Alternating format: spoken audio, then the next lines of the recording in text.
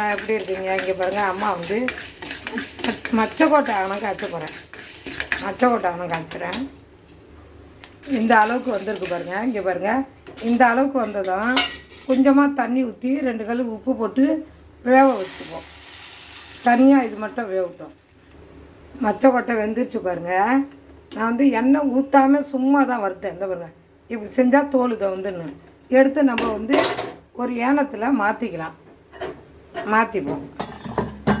மாற்றிட்டு சட்டியை வச்சு எண்ணெயை ஊற்றி நம்ம இப்போ ஆனம் தாளிக்கலாம். சட்டி காஞ்சிடுச்சு, எண்ணெய் கொஞ்சம் ஊற்றிக்கலாம்.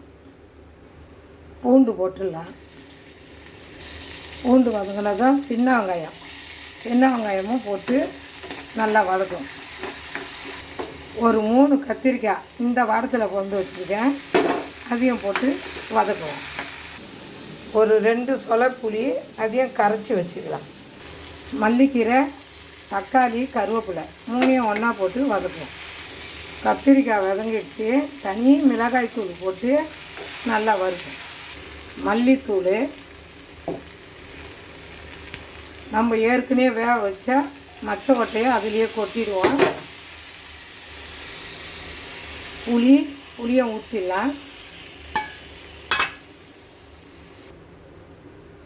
கல் உப்பு போட்டுடலாம். அப்படியே சிம்முலேயே மச்சக்கொட்டை ஆகணும். அதாவது மச்சக்கொட்டை குழம்பு சூப்பராக இருக்கும்.